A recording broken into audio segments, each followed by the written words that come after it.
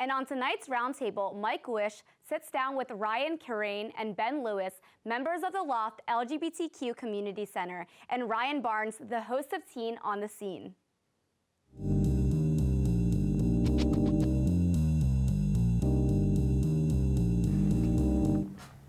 Well, happy Pride. Whether you're LGBTQ or straight, it's Pride Month in Westchester County. It's Pride Month in the United States. And I'm Mike Witsch, and I'm very happy to greet our three youths. Tonight's panel skews young. I guess I'm the oldest one here. I want to remind you folks that this is a live segment, so if you're got a question or you have a comment you want to make, please feel free to call us or email or send a tweet. Our contact information is on the screen. So welcome Ryan and Ben and Ryan. So tell me what Pride means to you and why it should be celebrated.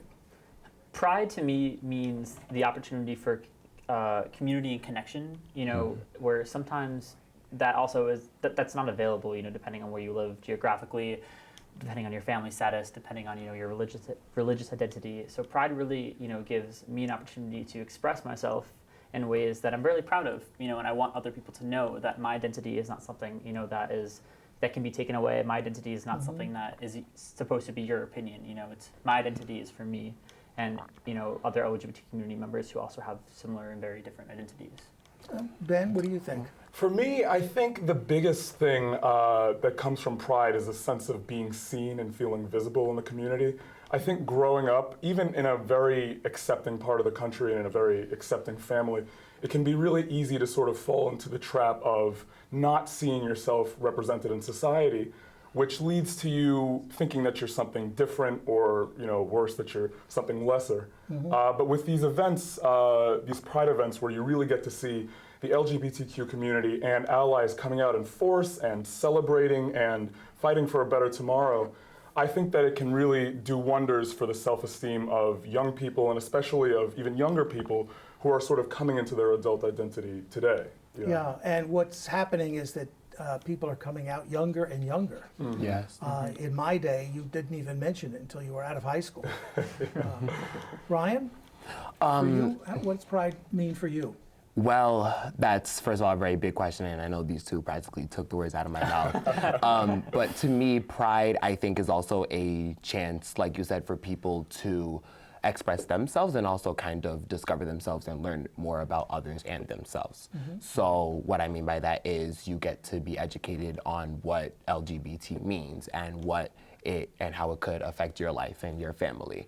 And I think it's also an opportunity to educate yourself and others, because I think that in life, and I think a lot of conflict can arise from not being educated.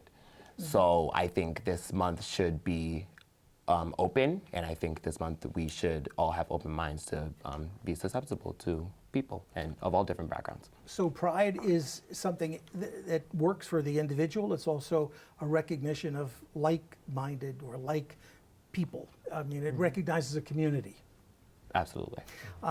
In past shows that we've done shows here on roundtables, like on coming out or being gay in Westchester, or what is transgender. So this is a continuation of something that we believe in a lot, you know, recognizing the others, everybody that makes up this crazy mosaic of who we are in the world, not just in this county. Is there anything particular that you experienced in your youth coming out through school? I mean, did you feel that you were getting support in your community or through the school that you attended, since you're just recently out of school? Well, some of you were in school. Yeah. Well, definitely for me, I grew up and I went to school in a place that was very accepting of queer people just in general. And that was really good. There were a number of people at my school. I went to Ethical Culture Fieldston School in the Bronx. There were a number of people who came out before me, and they were immediately accepted with open arms, and that was great. But I think the real problem was that if it's not something that is accepted more generally in society, then it can feel difficult to come out yourself, because you can see other people doing it and succeeding in doing it. and that's all well and good, but you don't know if once you leave that school or once you leave your family, you're going to find the same level of acceptance. So my coming out experience was very easy. I didn't get a single negative reaction from anyone, including like very deeply religious family members. But I think that even more important than having an accepting family is being able to be in a society that is also very accepting. So society, the culture around you, the society around you, you found very accepting. Yes, absolutely. Was that your experience, Ryan, as well? Absolutely, it very much was. I can definitely say that I have had the support of a loving mother and a loving family that took me with open arms. I actually say, when people ask me if I had a coming out experience, I really say no, because my mom just pretty much knew, as a lot of parents might say. And that's how it should be. Exactly. So for me, it was a very easy experience, and I immediately found spaces where I felt safe and where I felt accepted, where I felt that my voice could be heard and where my physical presence could be seen. And I also realized in the same breath that I am accepting of myself, and I want other people to be accepting of me, that I'm fortunate enough to be in a situation where I was accepted. Other people are not. Where I want to use my voice to be able to give a voice to others, to say you are able to do it. Doesn't matter what situation you come from, your family status, your living status, your age, your gender, your sexuality does not matter. You are able to, you can voice your opinion as well as anybody else. And Ryan, you're a few years out of school. Yeah. I am. But you work at the Loft, which I think is the only LGBT center in Westchester, is it? Yeah, the Loft is Westchester's only LGBT community center for adults. So we serve the LGBT community ages 18 and up, and then Center Lane is our counterpart. That's right, Center Lane, and I shouldn't forget. I'll be in trouble if I forget. No, Center Lane is amazing. They serve important work for LGBT youth. And we'll ages. talk more about that and have some contact information for people too, so they know where to go. So that was their experience, your experience as well? I grew up and I went to Catholic school up until, pretty much kindergarten up until I graduated from high school. So, it was a very repressed environment where, teachers and, people within the school would literally come out and say if you're going to practice gay sex or be in a gay relationship, you're going to go into hell, basically, which can, be really, really hard for someone who, anybody, who during that time you're just trying to find yourself because, you're going through puberty, it's an integral part of, just you coming into your own identity. So it really wasn't until college when I was really exposed to the queer community, and which I'm so thankful from because, my school, I went to Geneseo, was a very liberal school. And just that visibility of actually seeing, openly proud community members, was life-changing, because to my knowledge at that time, nobody was out in my high school. And, I look back a few years later and there's maybe one or two kids and who unfortunately experienced tons of bullying and harassment because of their sexual identity, orientation, and also gender identity, which is really terrible, so I'm fortunate enough that I was able to have that experience where I was able to, kind of evolve with my education and go to a very, liberal school, and now I'm pursuing an MSW, so a Master's in Social Work, so I'm kind of continuing, hopefully, that liberal acceptance education.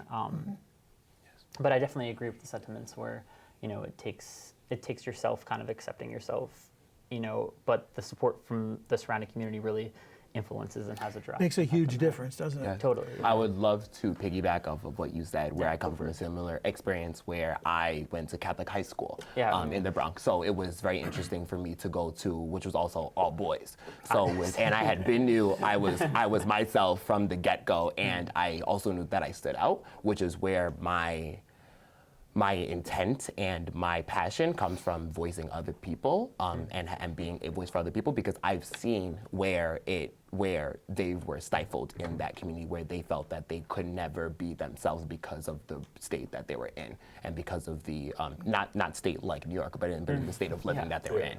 So me going to that school, I actually used that as an opportunity to ignite change in my school. I actually was the first person and with a group of friends to organize an LGBT group at my school. That's so cool. Absolutely. And in my college, which is SUNY Plattsburgh, go Cardinals, absolutely love them. we actually, in the spring semester, we painted a pride walk with the Philadelphia gay flag. We painted one of our crosswalks this past spring semester. So that was an amazing feat to be able to be physically part of that. And you know, coming from that experience, that's where my passion comes from, voicing other people's opinions. We're going to take a little break now, and when we come back, there are a slew of Pride activities in Westchester. We can talk about those, and we can also talk about some of the services that the Loft offers. So stay tuned. We'll be right back after these words. Do you need space for a meeting, conference, or presentation? LMC TV has what you need. Our 768 square foot studio space is ideal for many types of productions, readings, recitals, rehearsals, and workshops. The space has video recording capability, as well as daylight temperature lighting, green screen, and stage. 2 additional rooms at 208 and 156 square feet can be used for any of your needs. Auditions, meetings, classes, workshops, one-on-one instructions, and more. Both rooms feature video monitors with Chromecasting capability, making presentations a breeze. To reserve one or more of our spaces, contact us at reserve@lmctv.org.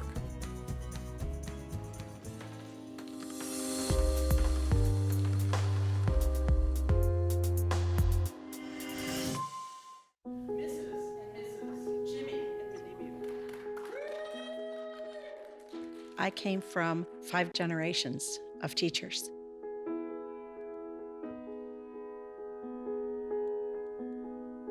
Losing my job was the bottom falling out of my world.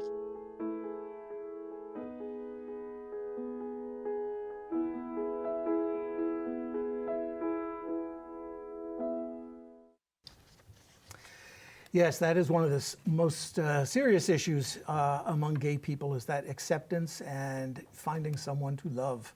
And we're back now with our 3 guests, and we're talking about Pride in Westchester. So, Ryan, I'm going to ask you, well, the first event that we had was Saturday, and there was a Pride Day in White Plains, and the flag was flown at the county government building. And the proclamation, I think, by the legislators that this is Pride Month in Westchester County. Yeah. And what's next on the agenda? There are a whole list of things, and they're available on your website, aren't they? Yeah, so all of these Pride events can be found on www.lgbtlifewestchester.org/Pride in Westchester. The Loft Westchester Pride event was this past Sunday, and we had a countywide flag raising. However, there are it's incredible how many Pride events are within Westchester County. You know, this year there is a sunset cruise that New Rochelle Pride is organizing. Ossining Pride has a lot of events happening. Yonkers Pride is this upcoming weekend. Yes. Peekskill Pride is coming up soon. June 14th is Peekskill Pride and Progress, they call it. Yeah. And here's the Sunset Cruise you mentioned, and that's New Rochelle Pride. That's on Saturday, June 22nd. And we have Bedford Playhouse is screening a film. To Wong Fu, Thanks for Everything, Julie Lamar, which features drag queens, and it's an amazing movie. You should all check it out. And Jacob Burns Film Center is also screening some special films. Yes, this totally. month. There are a lot of local, organizations that are doing great things this month. Paris is Burning is also being screened within the community. So is there's a local play that Yonkers Pride is putting on. And the Alamo Draft House, they've got a film on Tuesday, June 18th, which is a drag queen performance and screening of Cabaret. Ooh. Yeah. And then they're doing My Own Private Idaho on Wednesday, June 12th. Yeah. All of this information on that website again. Would you give it one more time? Yeah, www.lgbtlifewestchester.org/pride_in_Westchester. And that's accessible through the Loft's website, which is just loftgaycenter.org, which might be a little bit easier for people to I'm gonna use that one. Just a tad bit. So. Now, the big event in this area is New York City's Pride March. Yeah. Yes. And this will be the 50th anniversary of Stonewall. And for those people who don't know what Stonewall was, can we get a quick history lesson? Which one Sure. of you wants to play historian? So 50 years ago this year, Marsha P. Johnson, a black trans woman, and a large amount of other people were enjoying their night in a Stonewall Inn, and a police raid occurred, and it started off, in sort of the standard way. People were getting arrested, put in the police wagons and everything. But then, under her leadership, a whole bunch of people started to revolt and say, no, we're not going to accept this treatment anymore. And Because the only thing that was happening, the only reason for the raid was that it was a gay club. Yeah, yes. Okay. Yeah, totally. And so there was a riot. Yes, there was a riot. It lasted several days. It caused a lot of damage, but I think the most important thing that came out of it was sort of a landmark event where the queer community said, we will be respected. We demand to be respected. And I think 50 years later, those demands are still there, and I think that we've made a lot of progress as a community, definitely. But there's still a ways to go, and that's why these Pride events are so important. We have a question from a viewer, and I have to read it from the teleprompter. And it says, given the current political climate, why is Pride more important than ever? Ooh. Yeah, the current political climate. Nice. I think we're talking about the president. I believe so. Really? I personally don't want to name this president, but we all know who we're talking about. So I believe that at this point, because it is 50 years, and that we have made so much progress, but it seems that in the past few years we've been regressing. And with to my knowledge, the banning of trans people from the military and things of that nature, I'm like, why? After we've come so far, why do something that antiquated and take away that right for American people, no matter if you're trans, cis, whatever it is, to deny that right to serve their country? I'm sorry, I just don't understand that. So I think this year being the 50th year, and also this is going to be my first Pride as well, I think this is going to be very, very exciting, and this is going to be so big that it is sparking so much change because of the amount of political conflict in today's society. We're saying, like, we should not be able to. And New York is not the only city that's going to have a parade. There are parades in all the major cities and some very minor cities all over the United States, all over the world. Yeah, actually. These Pride events are, and community centers and clubs, GSAs are so integral to the community because, there are so many community members right now that are scared, because of this federal administration's just unfavorable policies towards the LGBT community as a whole. So as Ryan mentions, there is the transgender military ban. There is also the religious freedom bill kind of memo that basically is trying to allow adoption agencies to deny giving children to same-sex parents just because of religious objection. And these Pride events, I think one of the most important things for us to remember too is that as Ben mentioned before, like Pride started because of riots, and now it's a time for the community as a whole to unite and use these Pride events as a way to basically say again, like, listen, you're impinging on our rights. And it's not like any LGBT community person is going around saying, like, I want more rights than like a straight cisgender person. These are equal rights, and also not just equal, equitable rights, that the community is just trying to claim. And while it's great, that we've made, a lot of steps forward in the past, like marriage equality and, across many states right now. There have been a lot of improvements since 1969, but still you get a sense that we're moving backwards. Absolutely. Yeah. And also to somewhat piggyback off what Ryan said, there is this quote that I discovered very recently, and I've seen on t-shirts and everything. It says 50 down, forever to go. And obviously it's talking about the 50 years of the Stonewall riots and that we still have forever to go. We are not at a point where we can stop now and say, okay, it's 50 years, everything's good. We still will have to continue fighting for basically basic human rights, because I've actually encountered people where they've said, well, you guys have Pride Month and you've come so far, why do you feel that you guys still need to fight? And I'm like, because it's not over, and because we're still fighting for it, and it's because of people like the president that are trying to take away basic human rights from people just trying to live their lives, and that is why we still have to continue. Let's talk about some of those issues then that are still out there that still need the fight. But we'll do that right after this break. Again, a reminder, we're live right now, so if you've got a question or comment, please contact us And don't go away. We'll be right back. LMC TV Media Center is the spot for your next party. Lights, camera, liftoff. The possibilities are endless. Space adventures, video gaming, whatever they imagine, LMC can achieve. Kids of all ages have fun making their own videos in our professional TV studio. LMC TV is the perfect spot for your creative kid to celebrate with friends and make a memory that will last forever in video. Party themes can range depending on their desire. Fun news shows, music videos, stop motion, overall silliness, our cameras can capture it all. Contact us to book a party today.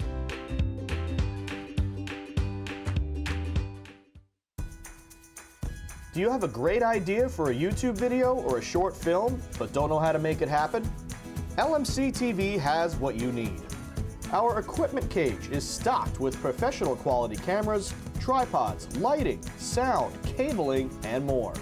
Our 768 square foot studio features a full lighting grid, wraparound green screen, teleprompter, TriCaster, and high definition cameras. To reserve equipment, contact us at reserve@lmctv.org.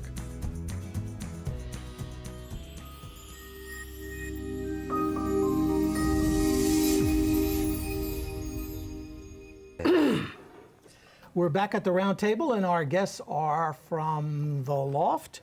Ryan is the director of volunteers and membership. Yes, I'm the manager of volunteers. Right. And Ben, you're interning with Ryan. Yes. And Ryan Barnes, at the end, you're your own person. You're an entrepreneur. You've got a lot of stuff going on. Yes, I do. I have a platform called Teen on the Scene where I interview young folks that I believe are making a lot of social justice change in the society, and I just want them to have their own voice and opinion, and I just give people that freedom. Cool. Very good. We were going to talk about some of the issues that still need the fight. Yes. So tell me about one of them. Well, there are definitely a lot of issues going on that sort of involve the fight. I think it's important to note, though, that sometimes what the fight actually is can get kind of blurred. You know, there's the issue with Black trans women being killed at alarming rates. There are issues that trans people face that cis people do not face. By the way, these terms are some new vocabulary for some people. Yeah, so absolutely. cis and cisgender you used before. Define that. So cisgender, to my understanding, means someone who feels comfortable and validated in the gender that they were assigned at birth. Okay. So male or female, generally not in between. And then transgender is somebody who comes of age and decides that they do not feel comfortable or validated by their gender identity that they were assigned at birth. And so they could identify as a trans man or as a trans woman or as non-binary. Or really anything else. Okay, I'm sorry for interrupting you. You were saying. Just on the issue of intersectionality, something that's really important about the Pride events that are happening this month for me is that, and this is actually something my mother and I were talking about in the car on the way to work today, it's really great to see that a lot of different movements led by people of color, movements led by poor people, movements led by women, are really taking the stage, taking the forefront, and being recognized as being an integral part of the LGBTQ experience. Because at the end of the day, we are not any one of our identities. We're a mixture of all of our identities, and each one of our identities influences another one in a way that's completely unique. So that's just my stand on something that's very important. There was a study done in cooperation with the Loft back in 2011, and they were talking about being gay in Westchester. And they said it was that gay people in Westchester were an invisible minority. And they estimated that up to 10% of the population is gay. That means 100,000 gays and lesbians living, working, playing, and loving in Westchester. So is it still visibility an issue? I definitely think that visibility also, depending on who you are and where you live, visibility has a very different definition. So, obviously the Loft, we're located in White Plains, but, if you look at a geographical map of Westchester, White Plains is really far from places like Peekskill, places like, Ossining, North Salem.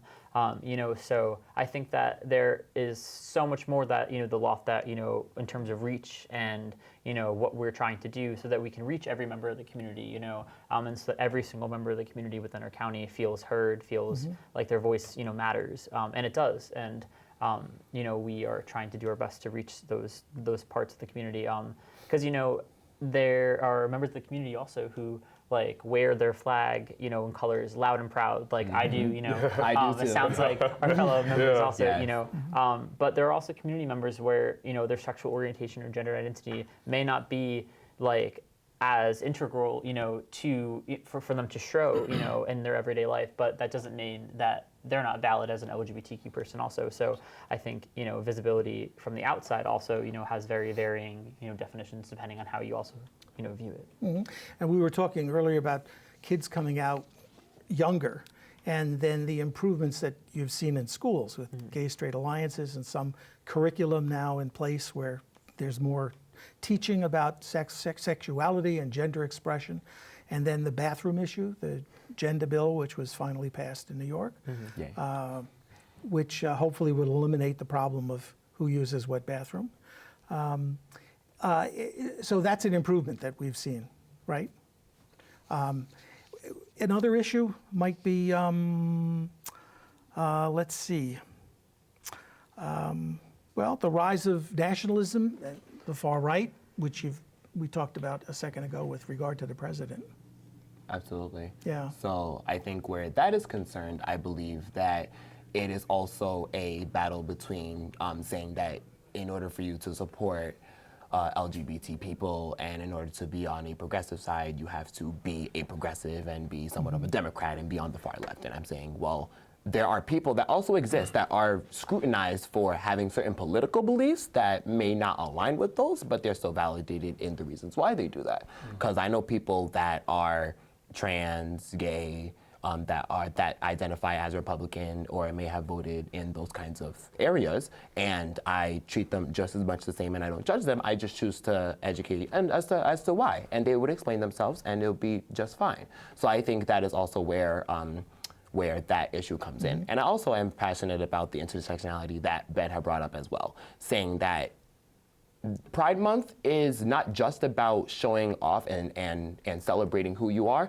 it's also making it more normative. It's also making it normal and not to have it just be that one identity. Because you are not just a gay person, you are not just a black person, you are a mixture of a lot of different things. I know I identify as black, I identify as gay, I identify as a cisgendered male. These are many different intersectionalities that I myself face on an everyday basis. So whether a person of color that identifies as gay does not go through the same issues that a non-person of color or white person goes through, and they identify as gay as well. So that's where also a lot of issues come into it as well, where it's not just a gay issue. We've had on display here on the wide shot, people can see that we've got a booklet.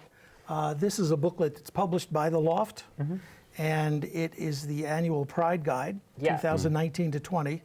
Your source for LGBTQ information, support, services, friendly businesses and organizations in the county and surrounding areas. A valuable resource, and these are available free?